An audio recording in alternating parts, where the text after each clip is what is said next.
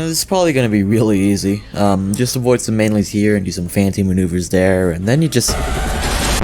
Yep, that's me. You must be wondering how I got myself into this dilemma. Basically, this absolute fucking idiot right here asked me to help record footage for his video about a Zero Manlies run in the SpongeBob SquarePants movie game. Naturally, I decided that the best course of action would be to help him.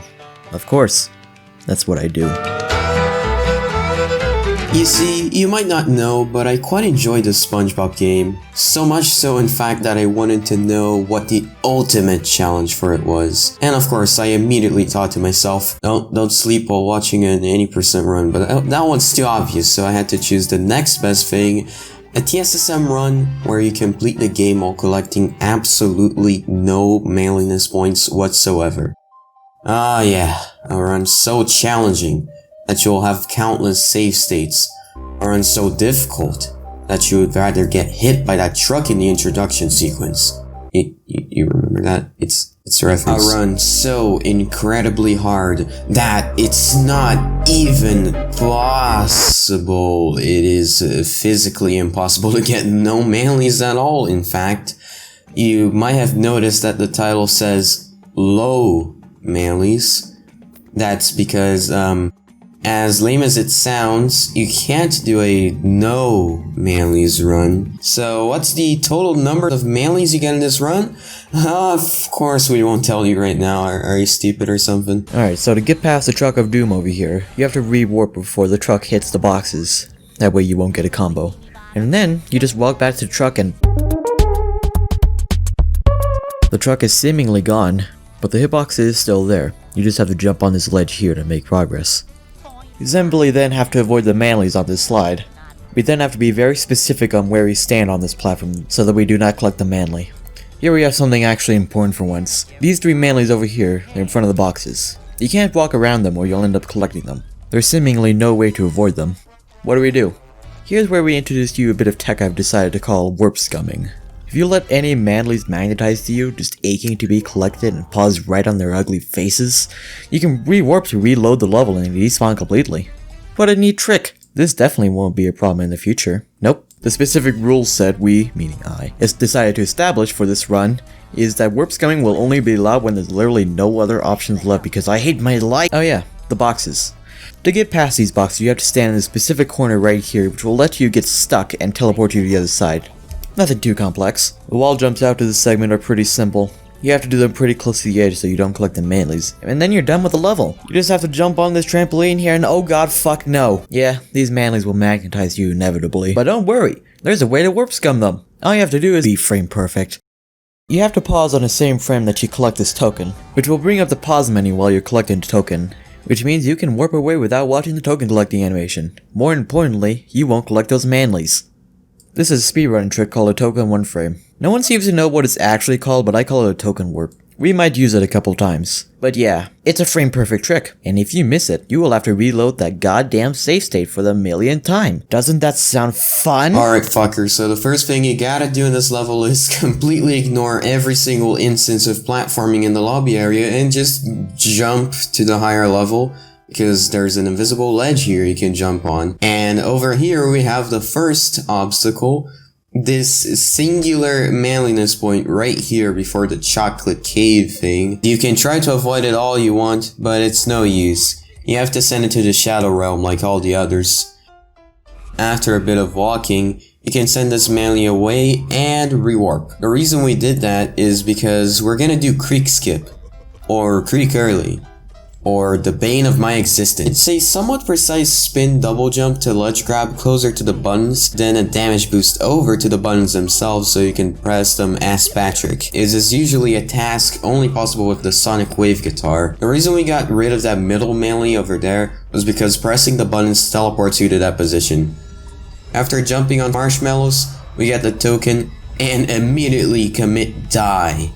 Now the rest of the level is pretty straightforward until we get to this part with the trampolines. What you have to do is ledge grab on this convenient ice cream lamp, jump on the edge of this trampoline in a way that magnetizes all of the Manlies to you, and then you can warp scum to get rid of all of them, and then you can safely collect the token. After that, you can safely warp to the beginning of the level, get to this conveniently placed popcorn cart, and after warps coming one more time, you can jump to this balcony over here, make your way to this corner that has a weird little bit of collision that with some luck can give your double jump back to you, and that's the end of the level. And now we have 4 tokens. The next level is sandwich driving.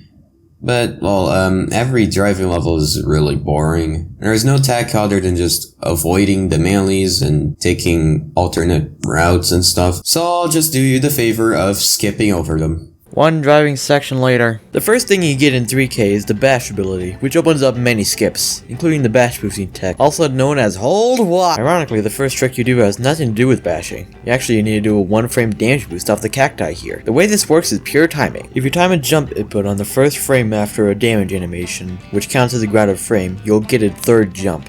Here, we use it to jump over this Manly, and we'll probably use this tech a few times during the run. So from now on, we'll further this as a 1 frame jump. In this next part, we are actually following the intended path like we were supposed to, and...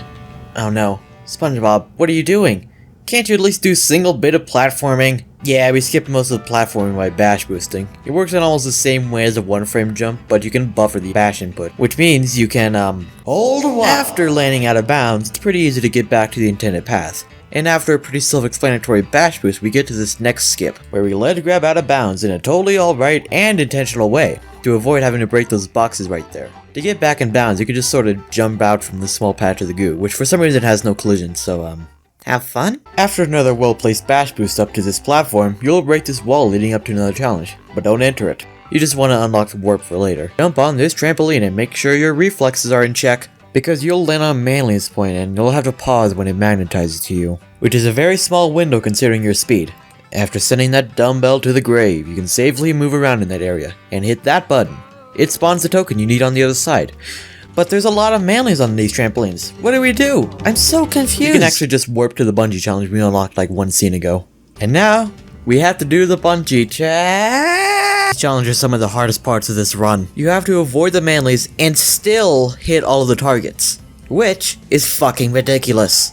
After an amount of save states that I'm not willing to reveal, because I forgot, you can get out of this sniper and move on to collect that token lying over there. It's the token we were supposed to get from jumping on the trampolines. Now we're quickly gonna do a bash boost over this SpongeBob pad so we can warp to that challenge later. And then we're off to do Steamed Early. This trick is just getting out of bounds from that same patch of goo we did before, and then maneuver ourselves by jumping on ceilings and chaining bash boosts so we can get to this rock, which we can ledge grab and get back in bounds to collect the token. After all of that, we can warp to the SpongeBob challenge. These can be kind of a pain, but the first one is pretty easy overall. After getting the token, you have a brief moment to pause and warp to the 3rd token. SpongeBob gets steamed. SpongeBob gets steamed, which was the one we previously collected. You can warp to it afterwards too if you miss the timing. We're just saving a load. Steamed Early coupled with the warp location abuse allowed us to skip some sections that would require more difficult platforming. We can then do the floating block challenge, which is by far the easiest token for this level, because there are barely any Manlies here. We can then optionally warp scum this Manly over here to make the bash boost out of bounds easier. This bash boost is pretty finicky and you can end up falling into the pit, and if that happens, you either have to work back to Steamed or load a save state. But it does allow us to skip a section which would involve killing enemies, which would give us Manlies, which is great for us since we can just hit the buttons and end the level. We finally got a break from the carnage that was 3K. Can't wait to...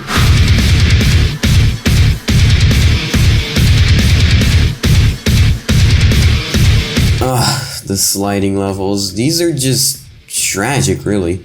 All of them have Manlies right in the middle of where you're supposed to go, so you really have to let the dancing spirit inside of you go loose to dodge some of these. This level's not the hardest, however, because there's a skip that was very creatively titled Dumb Jump by the speedrun community. By performing Dumb Jump, we skip a major section of the level, and we also miss some triggers that would make prop spawn, which means there's no Manlies for a good chunk of the level.